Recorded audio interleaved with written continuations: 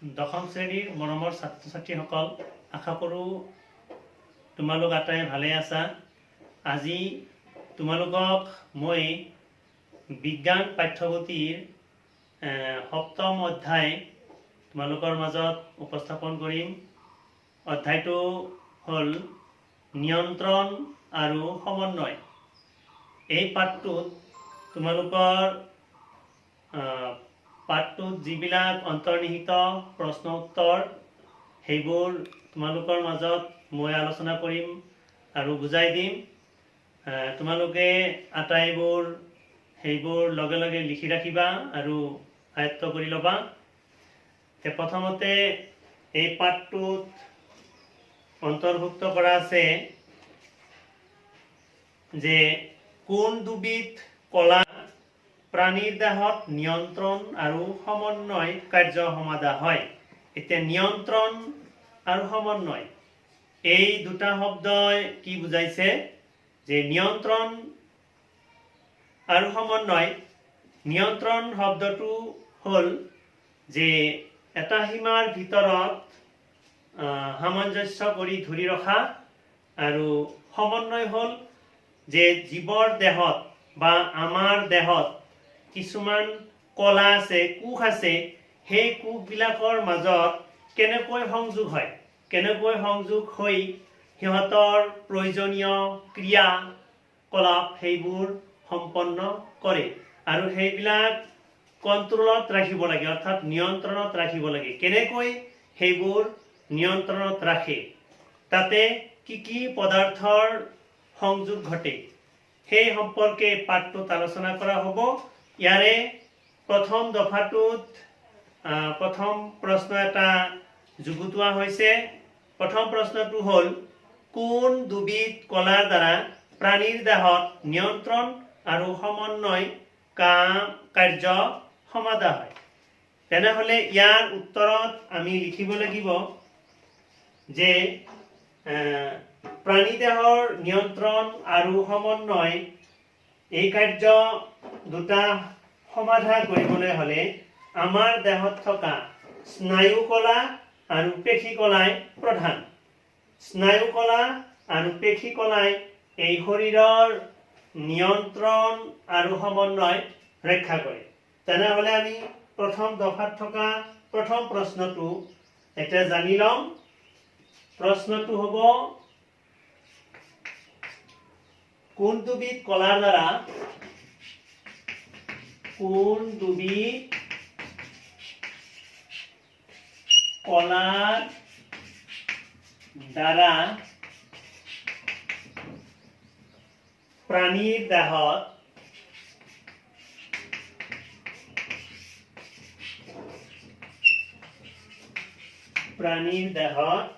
নিয়ন্ত্ৰণ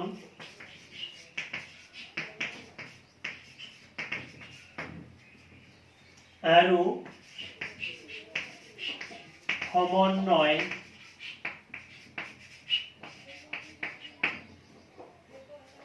কাৰ্য সমাধা হয়।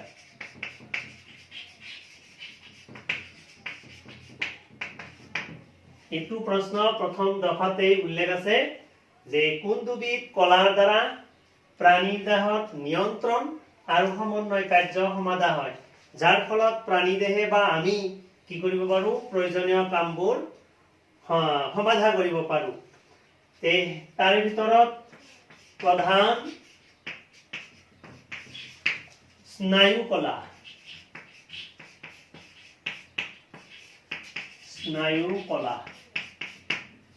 আৰু দ্বিতীয়তে পেশী কলা।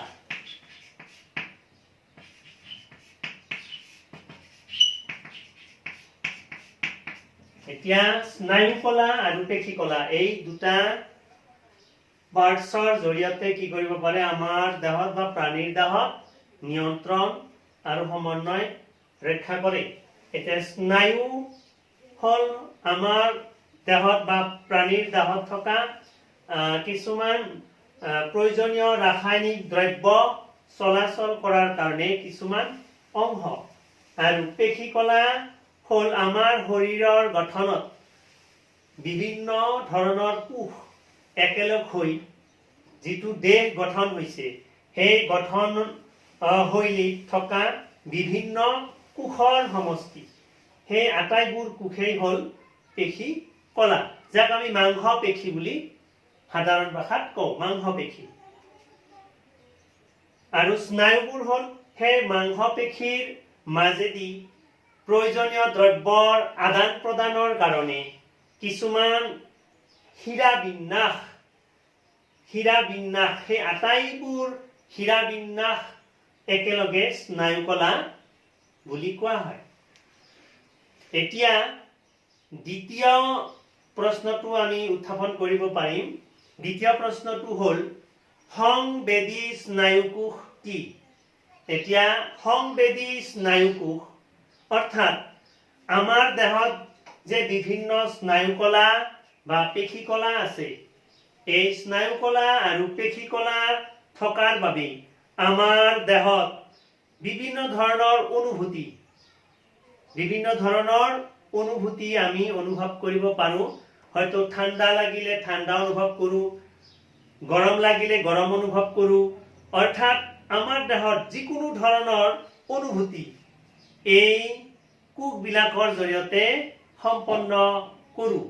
গতিকে সেই যিবিলাক বাহ্যিক পৰিৱেশৰ বাৰ্তা, এই বাহিৰত যিবিলাক উষ্ণতা বা জলবায়ু, এই বিষয়ে আমি অনুভূতি লাভ কৰিবলৈ হ'লে, তাৰে পৰা সঁহাৰি লাভ কৰিবলৈ হ'লে আমি এই সংবেদী স্নায়ুকোষ এই অংশটো ব্যৱহাৰ কৰিব লাগিব। তেনেহ'লে ইয়াতে সংবেদী স্নায়ুকোষ কি? প্ৰশ্নটোৰ উত্তৰত আমি জানিব লাগিব বাহ্যিক পৰিৱেশৰ সকলো বাৰ্তা বা উত্তেজনাসমূহ অনুভৱ কৰিবলৈ আমাৰ দেহত এবিধ বিশেষ কোষ থাকে। সেই কোষবিলাকেই হ'ল সংবেদী স্নায়ুকোষ, যাৰ জৰিয়তে আমি সকলো অনুভৱ কৰিব পাৰোঁ। তেনেহ'লে দ্বিতীয় প্ৰশ্নলৈ আহিলোঁ। দ্বিতীয় প্ৰশ্নটো হ'ল সংবেদী স্নায়ুকোষ কি? সংবেদী স্নায়ুকোষ কি? ইয়াৰ উত্তৰত লিখিব লাগিব বাহ্যিক পৰিৱেশৰ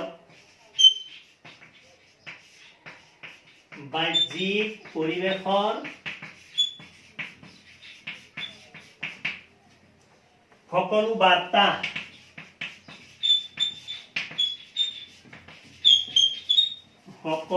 বাৰ্তা বা উত্তেজনাসমূহ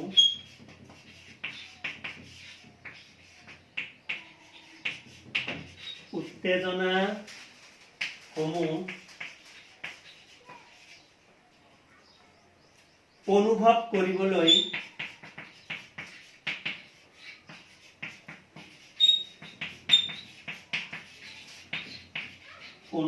কৰিবলৈ আমাৰ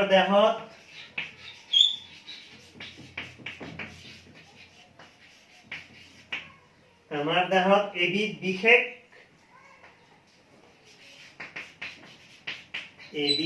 বিশেষ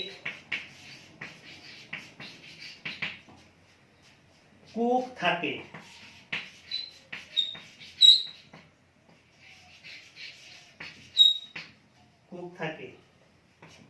সেইবোৰক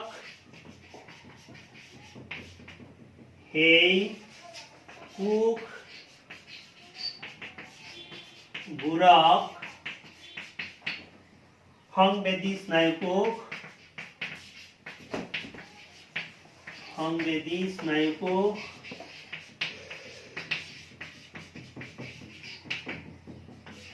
বোলে। এই সংবেদী স্নায়ুকোষ যদি আমাৰ দেহত নাথাকে, তেনেহ'লে আমাৰ কোনো অনুভৱেই নহ'ব।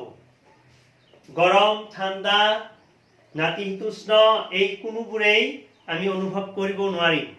জিভাৰ সহায়ত আমি যে সোৱাদ লওঁ, সেই সোৱাদ বুজি নাপাওঁ। গতিকে এই আটাইবোৰ অনুভূতি এই অনুভূতিৰ প্ৰতি সঁহাৰি জনোৱা কোষবোৰেই হ'ল সংবেদী স্নায়ুকোষ। এতিয়া আমি তৃতীয় প্ৰশ্নটোলৈ যাম।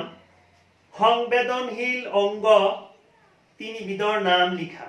এতিয়া বেছিকৈ সংবেদনশীল যিটো অংগত সামান্যতম স্পৰ্শ হোৱাৰ লগে লগেই আমাৰ গোটেই শৰীৰটোৱে অতিকৈ সংবেদন হয়। সেই তিনিটা অংগৰ নাম আমি জানি লম যে কোন তিনিটা সংবেদনশীল অংগই আমাৰ শৰীৰৰ আটাইতকৈ বেছি অনুভূতি লাভ কৰিব পাৰে। সেই তৃতীয় প্ৰশ্নটোলৈ আহিছো। ইয়াতে কোৱা হৈছে সংবেদনশীল অংগ তিনিবিধৰ নাম লিখা যি তিনিবিধে বেছিকৈ সংবেদন কৰে। সংবেদনশীল অংগ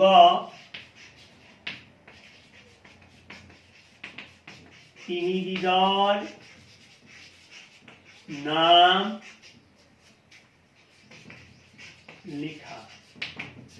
ইয়াৰ উত্তৰত আমি জানিম 1 নম্বৰত অন্তঃকৰ্ণ। আমাৰ কাণখনৰ ভিতৰত সামান্যতম স্পৰ্শ হোৱাৰ লগে লগে আমাৰ গোটেই শৰীৰৰ উত্তেজনাৰ চমৎকাৰ উঠি যায়। গতিকে এই অন্তঃকৰ্ণ আটাইতকৈ সংবেদনশীল। অন্তঃকৰ্ণ কাণৰ ভিতৰত অনুভূতি সংবেদনশীল অতিকৈ পোৱা যায়। দ্বিতীয়তে পোৱা যায় নাক। আমাৰ অংগ নাকটো সংবেদনশীল অংগৰ ভিতৰত পৰে। তাৰপিছত তৃতীয়তে আছে জিভা। জিভা আমাৰ ছালটোও সংবেদনশীল হলেও কিন্তু বেছিকৈ সংবেদনশীল অংগ এই তিনিটা প্ৰধান। এতিয়া জিভাই সামান্যতম মাংসপেশী সেইটোৱেই কিমান ধৰণৰ সোৱাদ অনুভূতি লাভ কৰিব পাৰে। মিঠা, তিতা, কেহা, লুণীয়া, জ্বলা এই আটাইবোৰ 6 ধৰণৰ ৰস এই সামান্যতম জিভাই কি কৰিব পাৰে অনুভূতি লাভ কৰিব পাৰে। সেইকাৰণে ইহঁতক বেছি সংবেদনশীল অংগ বুলি কোৱা হৈছে। এতিয়া স্নায়ুকোষ। স্নায়ুকোষ যি কোষৰ জৰিয়তে আমাৰ দেহৰ ভিতৰত বিভিন্ন অংগ আছে সেই অংগবিলাকৰ সংযোগী পথ সেইবিলাকৰ মাজেদি প্ৰয়োজনীয় দ্ৰব্য সেইবোৰ চলাচল কৰাৰ কাৰণে সংযোগী পথ বা সমন্বয় স্থাপন কৰে বিশেষকৈ এই স্নায়ুকোষবিলাকে। সেইকাৰণে কোৱা হৈছে প্ৰথম প্ৰশ্নটোতে স্নায়ুকলা। সেই স্নায়ুকলাৰ ভিতৰত তাৰে এটা অংশ স্নায়ুকোষ। এতিয়া স্নায়ুকোষ এটা কেনেধৰণৰ প্ৰতিচ্ছবি আমি উপস্থাপন কৰিব পাৰোঁ। স্নায়ুকোষ কেনেধৰণৰ? স্নায়ুকোষ ইয়াক আমি নিউৰন বুলিও কওঁ। স্নায়ুকোষবিলাকক একেলগে নিউৰন বুলি কওঁ। নিউৰনৰ ছবিটো আমি যদি উপস্থাপন কৰোঁ, ইয়াতে কিছুমান উপাংগ থাকে, সেইটো তোমালোকে লক্ষ্য কৰিবা। ইয়াতে ছবিটোত 5টা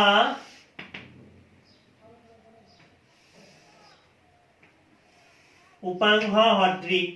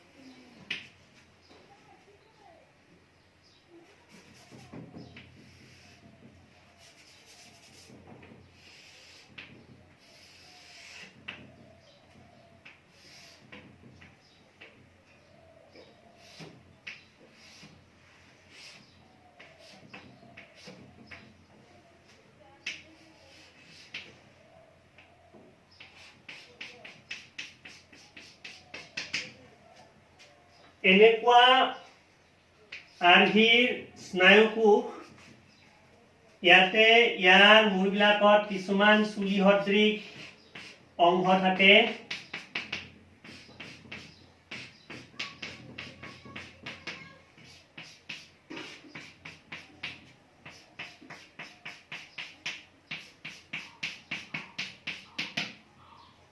ইয়াৰে মাজত এটা নিউক্লিয়াছ থাকে।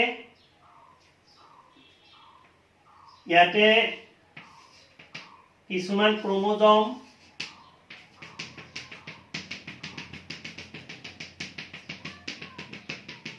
গতিকে এটা স্নায়ুকোষৰ যদি ছবি চিহ্নিত কৰিব দিয়ে বা নিউৰনৰ ছবি আঁকিবলৈ দিয়ে তেনেহলে আমি এনেদৰে ছবিটো উপস্থাপন কৰিম।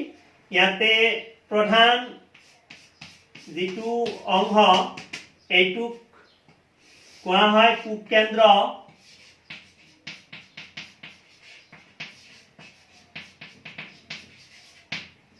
তাৰে পিছত এই যিবিলাক পাঁচটা মূল বিশিষ্ট উপাংশ থাকে, চুলি সদৃশ অংশ যিবিলাক ওলাই থাকে, এই চুলি সদৃশ অংশবিলাকক কোৱা হয় ডেনড্ৰাইট।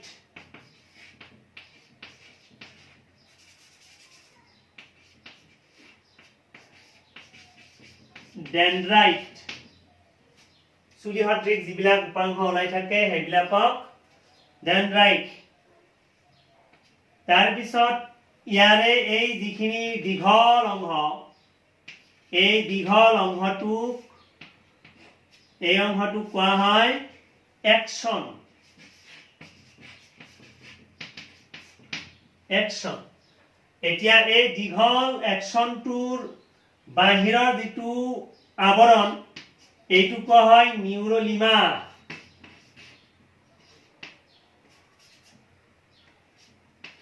নিউৰলেমা।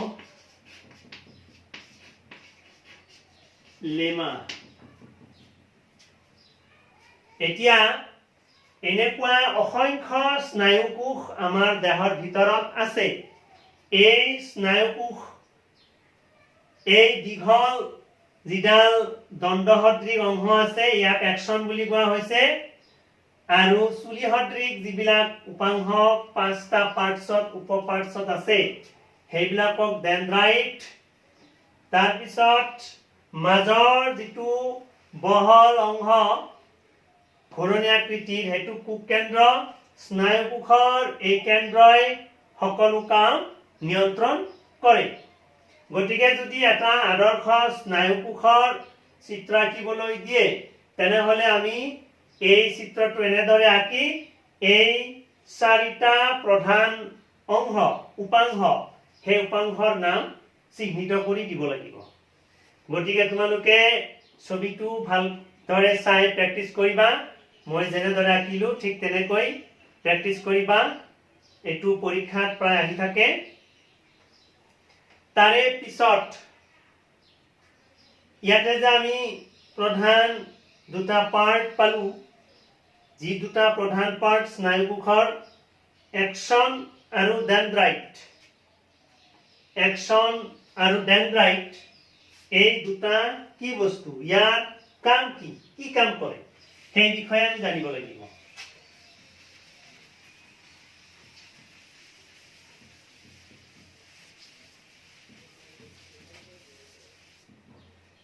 এতিয়া চাবা, এতিয়া প্ৰশ্নটো হ'ব এক্সন আৰু ডেনড্ৰাইট কি? এক্সন আৰু ডেনড্ৰাইট কি? ইহঁতৰ কাৰ্য উল্লেখ কৰা। ইহঁতৰ কাৰ্য উল্লেখ কৰা। এইটো প্ৰশ্ন, এইটো পৰীক্ষাত আহি থাকে প্ৰায়ে। এইটোৰ উত্তৰত আমি লিখিম স্নায়ুকোষৰ দেহৰ পৰা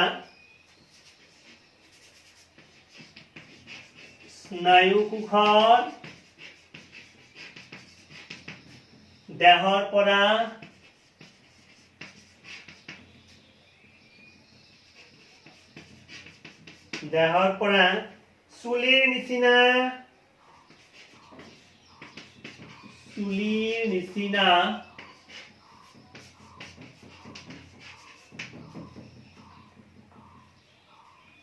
কিছুমান প্ৰবৰ্ধ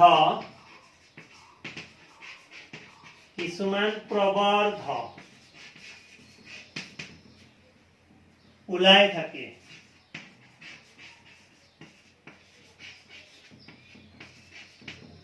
সেইবোৰক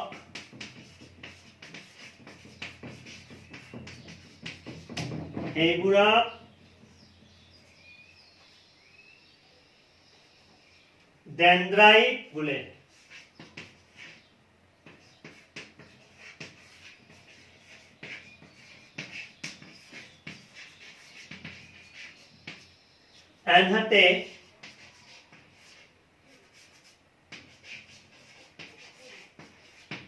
আনহাতে স্নায়ুকোষৰ দেহৰ পৰা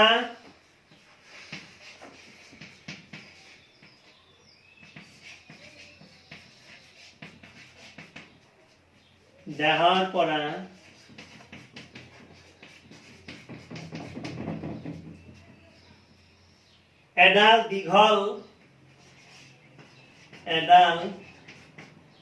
দীঘল প্ৰবৰ্ধ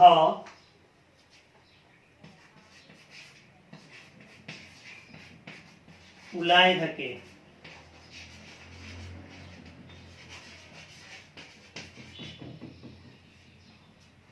ইয়াক অ্যাকশন বোলে। এতিয়া এই দুটা পাৰ্টস, প্ৰথম ডেনড্ৰাইট তাৰপিছত অ্যাকশন। এটা স্নায়ুকোষৰ দেহৰ পৰা চুলিৰ নিচিনা যিবিলাক এই পাঁচটা হিখত চুলি সদৃশ কিছুমান পাৰ্টস ওলাই আছিল সেইবিলাকক ডেনড্ৰাইট, আৰু দীঘল যিডাল মঙহাল নলী এডাল ওলাই গৈছিল সেইটো হ'ল অ্যাকশন। এতিয়া এই দুটা কাম কি?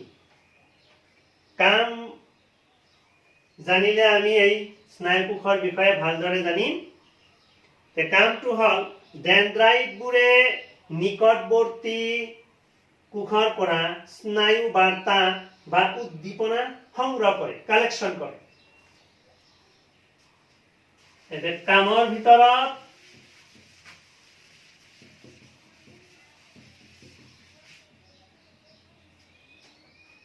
ডেনড্ৰাইটবোৰে এইটো কাৰ্য হ'ব। ডেনড্ৰাইট বোৰে নিকটৱৰ্তী কোষৰ পৰা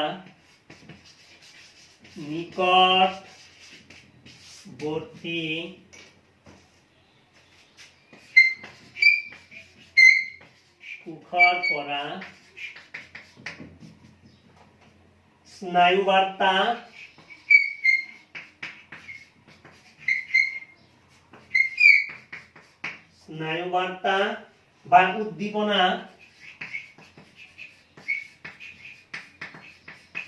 সংগ্ৰহ কৰে।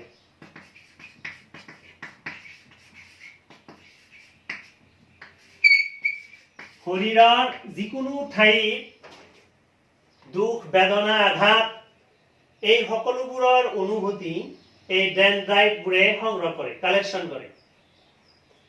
যেনেকৈ আমাৰ ভৰিত যদি উচাত খাওঁ তেতিয়া বা উজুতি খাওঁ তেতিয়া তাৰ দুখৰ অনুভূতিটো লগে লগে মগজুলৈ আহে। এই মগজুলৈ আহাত কোনে সহায় কৰিলে? ডেনড্ৰাইটবোৰে। এই ডেনড্ৰাইটবোৰে কি কৰে? আমাৰ মগজুলৈ প্ৰেৰণ কৰে, কালেকশ্যন কৰি প্ৰেৰণ কৰে। তাৰপিছত কি হৈছে? অ্যাকশনৰ মাজেদি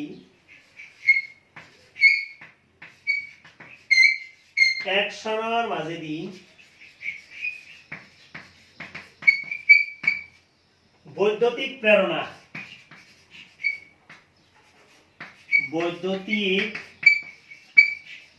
প্ৰেৰণা স্নায়ুকোষলৈ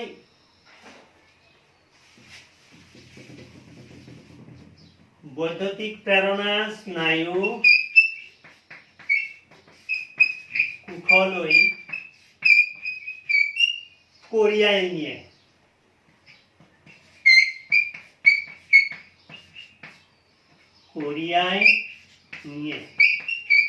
এতিয়া বৈদ্যুতিক প্ৰেৰণা কি? ইয়াতে কোৱা হৈছে একচনৰ মাজেদি বৈদ্যুতিক প্ৰেৰণা স্নায়ু কোষলৈ কঢ়িয়াই নিয়ে। এতিয়া হয়তো খোজকাঢ়াৰ সময়ত হয়তো পিছল বাটত হঠাৎকে পিছলি যাব খোজো, তেনেহ'লে সেই পিছলি খোজাৰ সময়ত আমাৰ দেহটো পৰি নোযোৱাকৈ ৰাখি দিওঁ।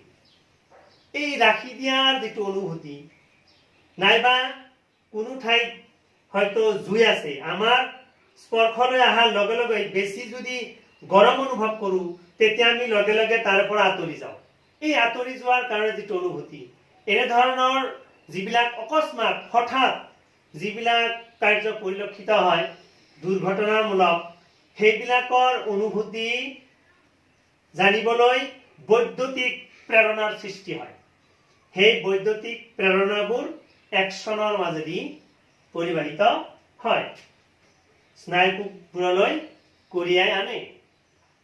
এই হঠাৎ যিবিলাক কৰিব লগা কাম, নভবা নিচিন্তাকৈ যিবিলাক হঠাৎ কৰিবলগীয়া কাম, সেইবোৰ নিয়ন্ত্ৰণ কৰাৰ কাৰণে একচনৰ মাজেদি সেই প্ৰেৰণাবোৰ বিভিন্ন ঠাইলৈ কঢ়িয়াই লৈ যায়, কোষৰ বিভিন্ন ঠাইলৈ কঢ়িয়াই লৈ যায়। তেনেহ'লে আমি একচন আৰু ডেনড্ৰাইট জানিলো, ইয়াৰ কামৰ বিষয়েও জানিলো। তাৰ পিছত এই স্নায়ুকোষবোৰ যেতিয়া এটা এটাকৈ আমি দেখা পাওঁ, আমি এটা ছবিহে আঁকিছিলো, আমাৰ দেহত অসংখ্য এনেকুৱা স্নায়ুকোষ আছে। তেনেহ'লে সেই স্নায়ুকোষবোৰ আমি সিহঁতৰ মাজত কেনেকৈ সংযোগ হয়, কেনেকৈ এটাই আনটোৰ লগত লগ লাগি থাকে, কিহৰ জৰিয়তে লগ লাগি থাকে, সেই বিষয়ে জানিব লাগিব। যে এটা কোষৰ পৰা আনটো কোষলৈ যিটো যোৱাৰ বাট, সেই বাটটোক আমি কি বুলি কওঁ, পথটোক কি বুলি কওঁ? এতে কোৱা হৈছে যে একচন আৰু ডেনড্ৰাইট এই দুটাৰ মাজত, অৰ্থাৎ দুটা স্নায়ুকোষৰ মাজত যিটো মাজৰ সংযোগী পথ, সেই সংযোগী পথটোক কোৱা হৈছে সাইনেপছ। এতিয়া প্ৰশ্ন হয় পৰীক্ষাত, সাইনেপছ কি? মডেল কুৱেশ্যনতো সোধে, এনে 1 নম্বৰৰ প্ৰশ্ন সোধে, সাইনেপছ কি?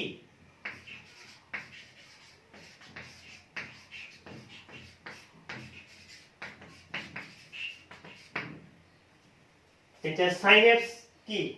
ইয়াতে কোৱা হৈছে যে একচন আৰু ইয়াৰ নিকটৱৰ্তী কোষত ডেনড্ৰাইটৰ মাজৰ সংযোগী পথটো, একচন আৰু ডেনড্ৰাইট এই দুটা স্নায়ুকোষৰ একচন আৰু ডেনড্ৰাইট, তাৰে মাজৰ যিটো সংযোগী পথ, কানেকশ্যন, সেই পথটোক কোৱা হৈছে সাইনেপছ। এনসাৰত আমি লিখিম একচন আৰু ইয়াৰ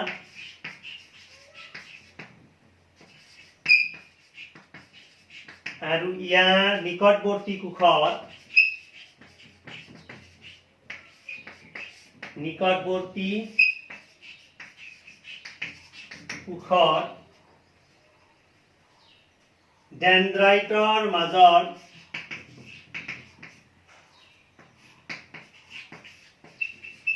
ডেনড্ৰাইটৰ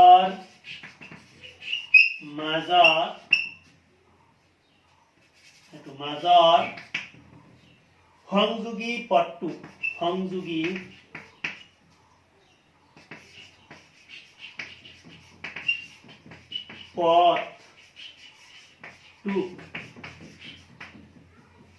স্নায়ুকোষ দুটাৰ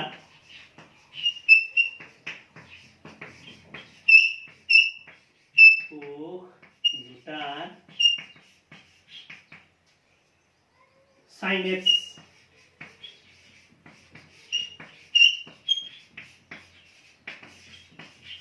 বোলে দুটা স্নায়ুকোষৰ একশন আৰু নিকটৱৰ্তী ডেনড্ৰাইট এই পাৰ্টছৰ লগত দুটা কোষৰ পাৰ্টছৰ লগত যেতিয়া কানেকশ্যন তৈয়াৰ হয় তেতিয়া সেই কানেকশ্যনৰ যিটো পথ সেই পথটোক সাইনেপস বুলি কোৱা হৈছে। তেনেহলে এইবাৰ 1 নম্বৰৰ প্ৰশ্ন এটা ইয়াতে উত্থাপন হ'ব পাৰে, স্নায়ু কলাবোৰ কিহেৰে গঠিত? আসলতে স্নায়ু কলা বুলি ক'লে তাতে বহুত কেইটা স্নায়ু কোষৰ সমষ্টি, একেলগে বহুত স্নায়ু কোষ যেতিয়া থাকে তেতিয়া আমি স্নায়ু কলা বুলি কওঁ। তেনেহলে স্নায়ু কলাবোৰ কিহেৰে গঠিত বুলি প্ৰশ্ন সুধিলে লিখিব লাগিব স্নায়ু কোষ বা নিউৰনৰ দ্বাৰা গঠিত। এইটো এনে প্ৰশ্ন নুসুধাকৈ মনত ৰাখিব পাৰিবা যে স্নায়ু কোষ বাক্য হিচাপত মনত ৰাখিলেই হ'ল স্নায়ু কোষ বা নিউৰন বা নিউৰনৰ দ্বাৰা স্নায়ু কলাবোৰ গঠিত।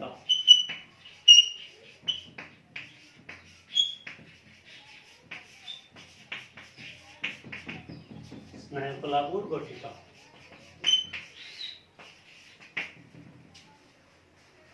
এতিয়া স্নায়ু কোষ বিজ্ঞানৰ ভাষাত আৰু নিউৰনটো ইংৰাজী, কিন্তু পৰীক্ষাত প্ৰশ্ন অসমীয়া উচ্চাৰণ হিচাপে নিউৰন বুলি লিখি দিয়া থাকে।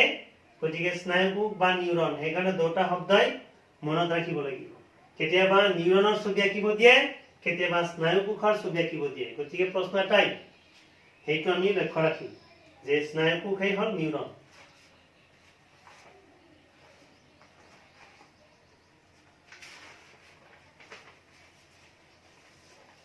ইয়াৰ পিছত এই স্নায়ু কোষৰ জৰিয়তে আমাৰ দেহত আৰু বহুতো কাৰ্য পৰিলক্ষিত হয়।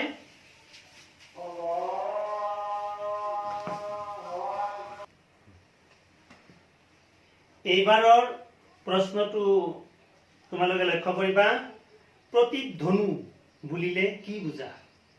এতিয়া প্ৰতিধ্বনু কি, কেনেকৈ সৃষ্টি হয়, কিহৰ জৰিয়তে এই প্ৰতিধ্বনু আমাৰ শৰীৰত সমন্বয় স্থাপন কৰাত সহায় কৰে সেই সম্পৰ্কে কোৱা হ'ব।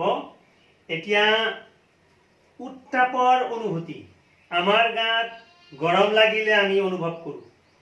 গতিকে উত্তাপৰ অনুভূতি সম্পৰ্কে চিন্তা ভাৱনা কৰাতকৈ যিবোৰ স্নায়ু কোষ তাপ সংবেদক সেইবোৰ পেশী সঞ্চালন কৰা স্নায়ুৰ লগত সংযোগ হৈ থাকিব লাগিব আৰু সংকেত গম পোৱা আৰু সঁহাৰি জনোৱা কাৰ্যটো সোনকালে সমাধা হ'ব লাগিব।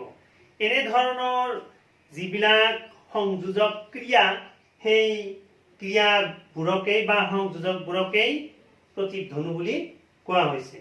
তেনেহলে প্ৰতিধ্বনু কি? প্ৰতিধ্বনু বুলিলে কি বুজা?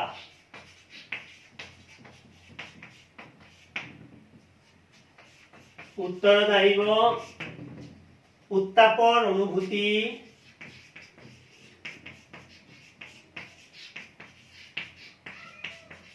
উত্তাপৰ অনুভূতি সম্পৰ্কে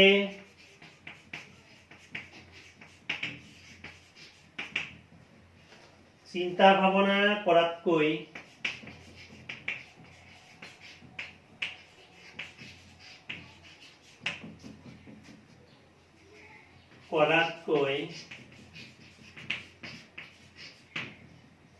যিবোৰ স্নায়ু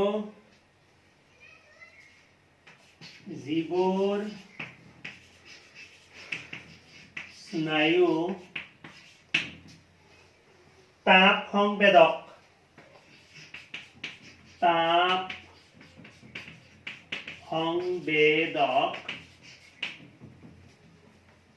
সেইবোৰ পেশী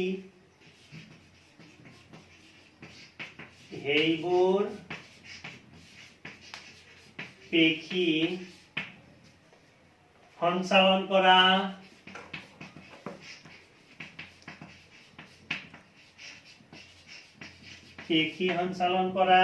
স্নায়ুৰ লগত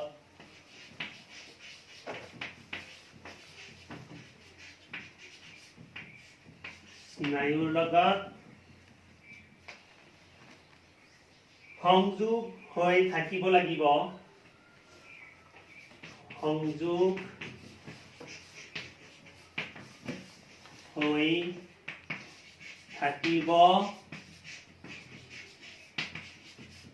লাগিব আৰু সংকেত গম পোৱা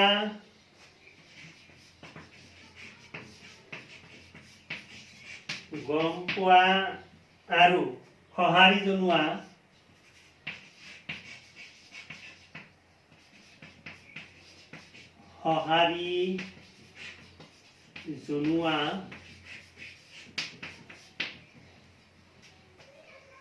কাৰ্যটো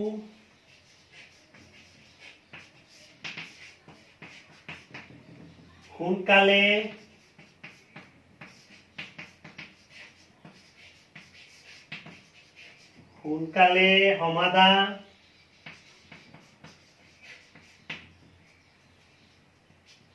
সমাধা হোৱা সংযোজকবোৰক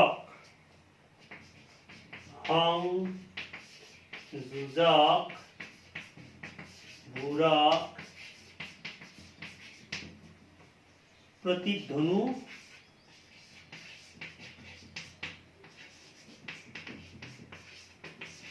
বোলা হয়। এতিয়া যদি আমাৰ শৰীৰত প্ৰতিধ্বনু যদি সংগঠিত নহয় তেনেহলে আমি কোনো অনুভূতি লাভ কৰিব নোৱাৰিম।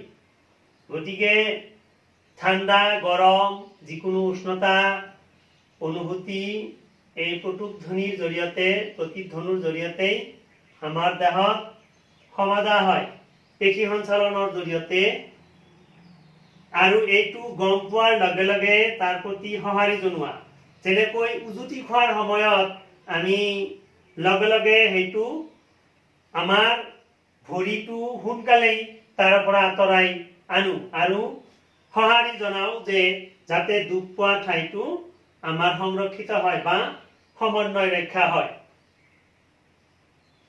ইয়াৰে পিছত কোৱা হৈছে প্ৰতিক্ৰিয়া সংযোজক বিলাকক কোৱা হৈছে প্ৰতিধ্বনু আৰু এই ক্ৰিয়াটো কেনেকৈ সংগঠিত হয় আমি সঁহাৰি কেনেকৈ জনাম আৰু এইটো কেনেকৈ সংগঠিত হয় আমি গম পাওঁ কেনেকৈ